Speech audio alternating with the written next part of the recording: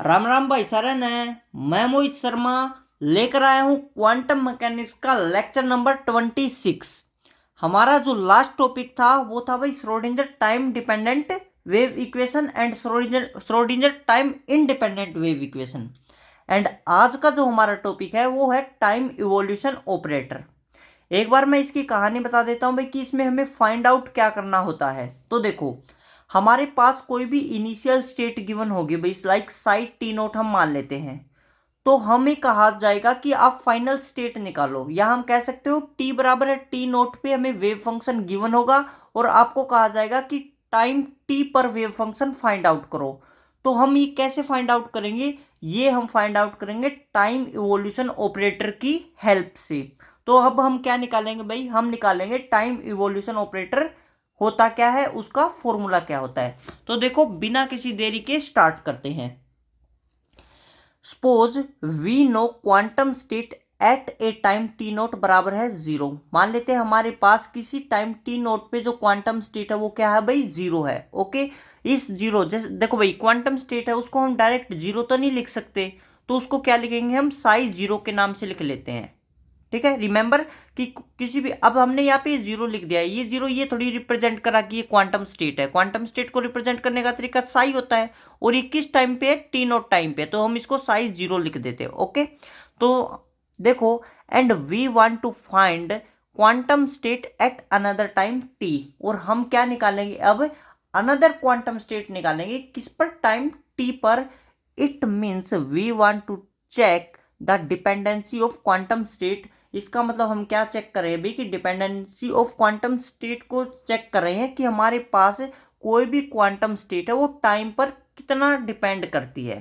ठीक है, तो टाइम पर डिपेंड करती है, इसको कैसे चेक करेंगे? देखो, हमारे पास क्या होगा भाई कि गिवन स्टेट क्या होगी? साइड टी नोट गिवन होगी, उस पर हम क्या करेंगे? ऑपरेटर लगा देंगे। कौन सा? Time evolution operator. जब हम किसी भी इनिशियल स्टेट के ऊपर टाइम इवोल्यूशन ऑपरेटर अप्लाई करेंगे तो हमें जो रिजल्ट मिलेगा वो क्या मिलेगा? कि हमारे पास जो क्वांटम स्टेट है वो टाइम पर कितना डिपेंड कर रही है, मतलब साइड टी मिल जाएगा। ठीक है, सिंपल सी बात क्या है यहाँ पे कि साइड टी नोट गिवन होगा, साइड टी हमें निकालना है किसकी हेल्प से? टाइम इवोल्यूशन ऑपरेटर की हेल्प से। टाइम इवोल्यूशन ऑपरेटर को हम साइड टी नोट पर अप्लाई कर देंगे तो हमें साइड टी मिल जाएगा। ओके, देखो, जो हमारे पास ये टाइम एवोल्यूशन ऑपरेटर है इसको यूनिटरी ऑपरेटर भी कहते हैं भाई। ये हमारे पास जो वीडियो में लास्ट में हम क्या पढ़ेंगे? प्रॉपर्टी पढ़ेंगे, तो वहां पर मैं बताऊंगा कि हमारे पास जो टाइम एवोल्यूशन ऑपरेटर है उसको यूनिटरी ऑपरेटर भी क्या क्यों कहते हैं। तो एक फॉर्मूला तो आपको ये याद रखना भाई। अब देखो, इफ टी बराबर है टी नोट, मान ले हमारे पास जो इनिशियल टाइम और फाइनल टाइम दोनों क्या है? इक्वल है। टी बराबर किसके? T naught. Then psi t naught, t की जगह पे टी नोट पुट करो, देन साइड टी नोट बराबर क्या हो जाएगा? U cap t naught is psi t naught हो गया। अब देखो, साइड टी नोट है, साइड टी नोट है, ये कब इक्वल हो सकता है? जब हमारे पास ये किसके इक्वल हो? वन के इक्वल हो, तभी तो साइड टी नोट बराबर साइड टी नोट होगा, जब ये क्या होगा? वन के इक्वल होगा। अब वन जो ऑपरेटर है उसको हम वन की फॉर्म में लिख नहीं सकते, उसको हम किसकी फॉर्म में लिखते हैं? आइडेंटिटी की फॉर्म में लिखते हैं। ठीक है, लाइक हमारे पास जैसे आइडेंटिटी मैट्रिक्स नहीं होती भाई, ऐसी इसी प्रकार हम किसकी फॉर्म में लिखेंगे? आई कैप की फॉर्म में लिखेंगे। तो हमारे पास ये क्या वैसे वन को ही रिप्रेजेंट करा है, अगर आप मोड करोगे तो क्या आएगा? वन ही आएगा। तो यू कैप टी नोट को हम क्या लिख सकते हैं? आई कैप लिख सकते हैं। तो हमारे पास ये हो गया भाई इक्वेशन नंबर सेकंड। इसको हमने क्या माना? Unitary operator. ये मैं बताऊंगा कि आखिरी में कि इसको यूनिटरी ऑपरेटर क्यों बोला जाता है। तो इक्वेशन नंबर वन ये हो गई भी, इक्वेशन नंबर सेकंड ये हो गई, इसका भी यूज करेंगे हम, इसका भी यूज करेंगे। अब हम क्या निकालेंगे? अब हम निकालते हैं time evolution operator using time dependent Schrodinger equation. हम टाइम डिपेंडेंट श्रोडिंजर इक्वेशन का यूज करते हैं। क्या होती है? H psi t is equal to iota H bar del psi by del t. अब देखो भाई, आप यहाँ पर ये भी लिख सकते हो, H psi R T is equal to होगा iota H bar del psi are T by del T. मैंने यहाँ पर आर क्यों नहीं लिखा? क्योंकि यहाँ पर हम सिर्फ क्या निकाल रहे हैं? हम यहाँ पर सिर्फ टाइम की डिपेंडेंसी को चेक कर रहे हैं कि हमारा फंक्शन कितना टाइम पर डिपेंड करता है। तो यहाँ पर पोजीशन का कोई रोल नहीं है, यहाँ पर हम पोजीशन का कुछ पढ़ेंगे भी नहीं भी। ठीक है, क्योंकि यहाँ पर बात सिर्फ टाइम की हो रही है, तो इसलिए मैंने आर लिखा नहीं। अगर आप आर भी लिखोगे तो कोई भी फर्क नहीं पड़ेगा, वो आर कंटिन्यू चलता रहेगा, आखिरी तक चलता रहेगा। ठीक है, तो आप सिंपल टी भी लिख सकते हो, आप साई आर टी भी लिख सकते हो। ठीक है, कोई प्रॉब्लम नहीं होगी।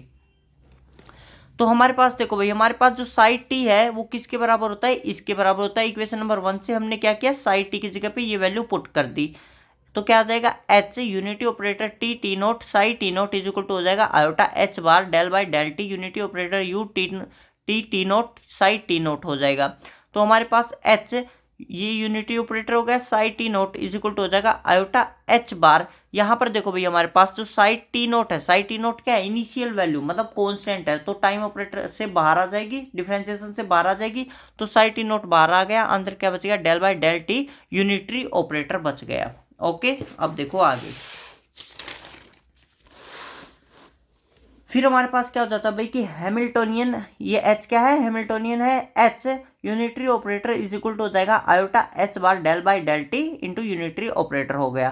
तो यहाँ से हमने क्या किया, यूनिटरी ऑपरेटर को एक साइड इकट्ठा कर लिया और बची हुई टर्म को एक साइड इकट्ठा कर लिया। तो एच अपॉन में iota H bar del del T हो जाएगा इज इक्वल टू हो जाएगा डेल यूनिटरी ऑपरेटर अपॉन में यू यूनिटरी ऑपरेटर। इसका मतलब क्या, अभी हमारे पास डिफरेंशिएशन कर रखा है, हमने ऊपर क्या कर रखा है, डिफरेंशिएशन कर रखा है।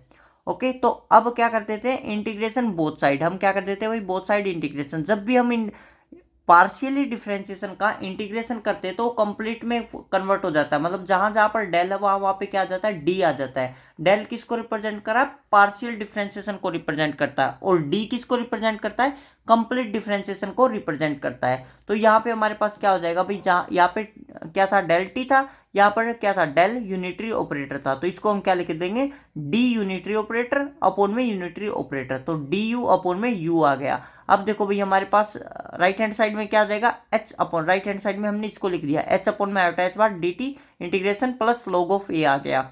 अब यहाँ पर ध्यान से देखो भाई, नीचे क्या है, फंक्शन है, ऊपर क्या है, फंक्शन का डिफरेंशिएशन है, ठीक है, और उसका क्या है, इंटीग्रेशन। तो ये किसकी फॉर्म होती है, किस में कन्वर्ट होता है, लॉग में कन्वर्ट होता है। मतलब हमारे पास डिनोमिनेटर में फंक्शन हो, नोमिनेटर में फंक्शन का डिफरेंशिएशन हो, और अगर हम उसका इंटीग्रेशन करते हैं तो ऑलवेज हमें क्या मिलता है, लॉग ऑफ फंक्शन मिलता है। तो लॉग ऑफ यूनिटरी ऑपरेटर हो जाएगा, क्योंकि फंक्शन क्या है, यूनिटरी ऑपरेटर है।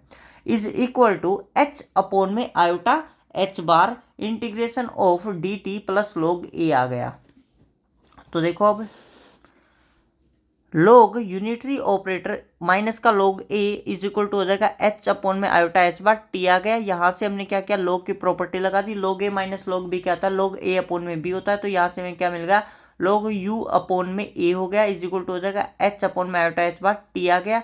यहाँ से हमारे पास जो लॉग है इधर जाके एक्सपोनेंशियली बन जाएगा, तो हमारे पास क्या आ जाएगा, unitary operator is equal to जाएगा ए ई की power minus iota H T by H bar. अब ये कैसे बताऊं भाई कि आप माइनस लगा दिया, कई बच्चे सोचेंगे सर माइनस कैसे आ गया, माइनस बता देते भाई, हमने क्या किया, आयोटा से मल्टीप्लाई आयोटा से डिवाइड किया, तो नीचे आयोटा स्क्वायर हो जाएगा तो माइनस हो जाएगा, ठीक है। तो यहाँ से माइनस आ जाएगा, जब लोग को इधर लेके आएंगे तो ई की power minus iota H T by H bar हो जाएगा, ठीक है। ये बिल्कुल बेसिक था, लेकिन कई बार बच्चों को समझ में नहीं आता है।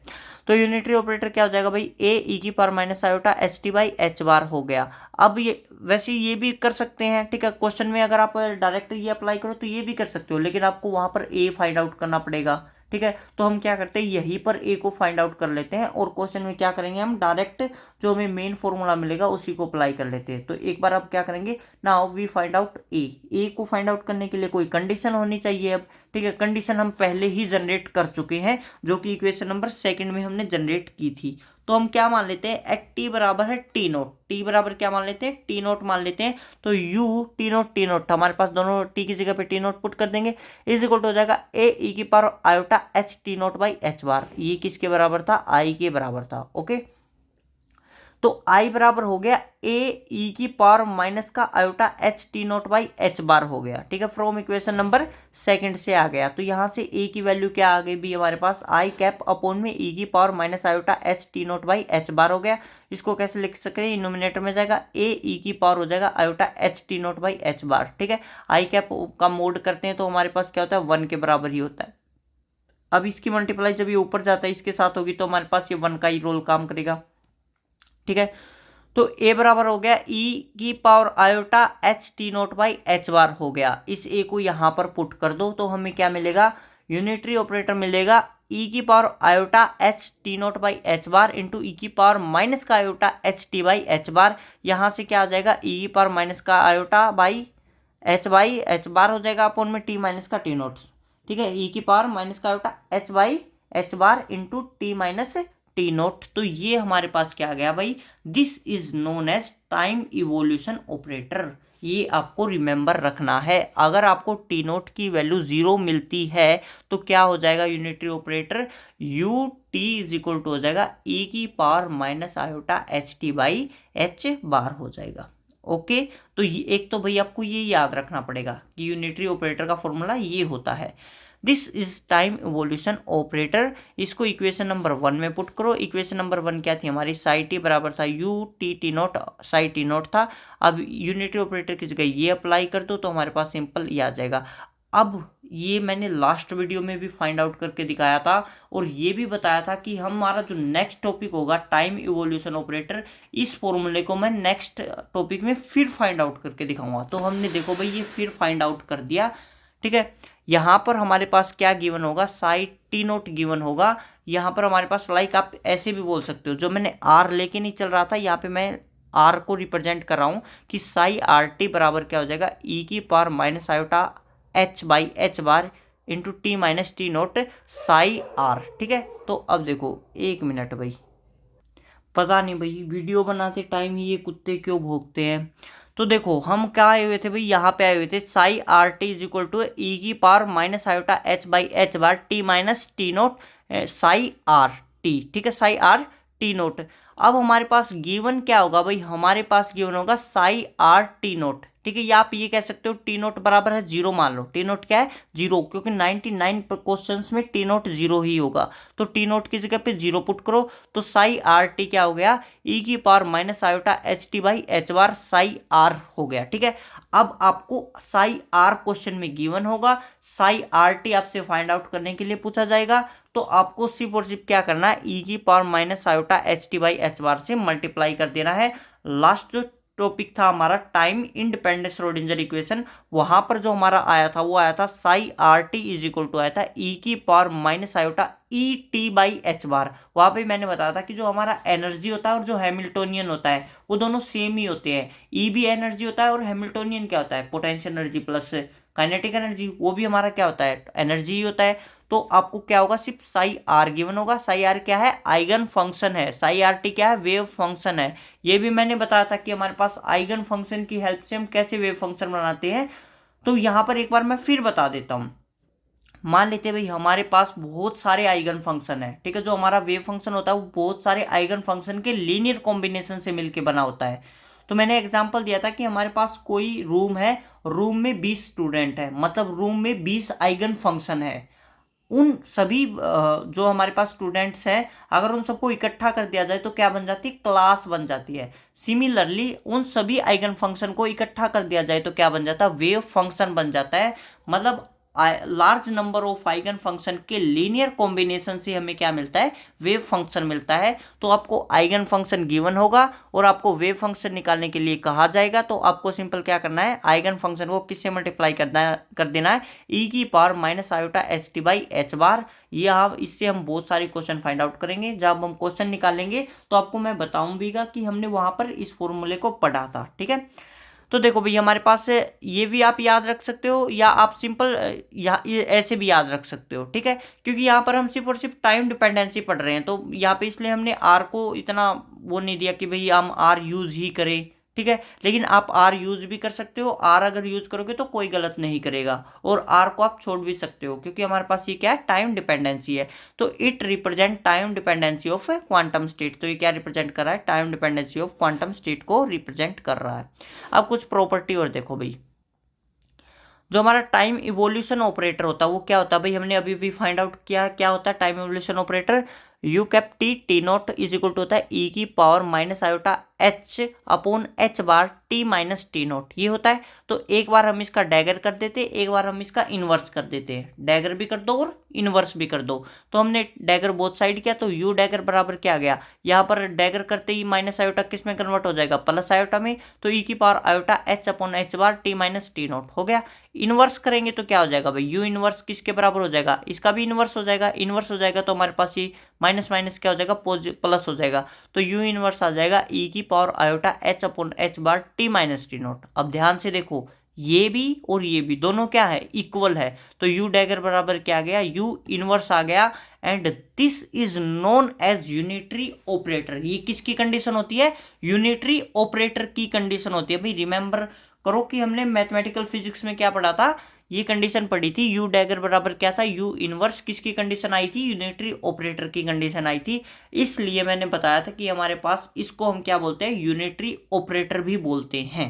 ठीक है, और यूनिटरी ऑपरेटर की क्या कंडीशन होती है भाई, इसको हम क्या करेंगे, बोथ साइड अगर हम u से मल्टीप्लाई कर देते हैं, ठीक है, तो इसको u से मल्टीप्लाई कर दो, इसको भी u से मल्टीप्लाई कर दो, तो u डैगर किसके बराबर आ जाएगा, i के बराबर आ जाएगा। u डैगर क्या हो गया, i के बराबर हो गया। ओके, थर्ड देखो भाई, थर्ड में हमारे पास क्या है, जैसे अभी हमने क्या किया, हमारे पास टी नोट गिवन था, ठीक है, क्या था, टी नोट पे क्वांटम स्टेट गिवन थी, साई टी नोट गिवन था, हमें निकालना क्या था, साई टी निकालना था, टी नोट गिवन था, साई टी निकालना था। हम मान लेते हैं कि टी नोट गिवन है भाई, साई टी वन निकालो, तो हम क्या करेंगे, यूनिटरी ऑपरेटर का यूज करके निकाल देंगे। अगर मैं कहता हूं कि टी नोट गिवन है, साई टी टू निकालो, ठीक है, तो प्रोसेस तो यही कहेगा ना भाई कि एक बार आप क्या करो, साई जो यूनिटरी ऑपरेटर है U T one T note को अप्लाई करो, मतलब एक बार आप साई टी नोट की हेल्प से साई टी वन निकालो, फिर साई टी वन की हेल्प से साई टी टू निकालो। प्रोसेस तो यही है कि एक बार आप इस यूनिटरी ऑपरेटर को अप्लाई करो स्टेट क्वांटम स्टेट पे, साई टी नोट पे, फिर जो रिजल्ट हमें मिलेगा उस पर आप इसे अप्लाई करो, ठीक है, तो आपको क्या मिल जाएगा, अपना आंसर मिल जाएगा।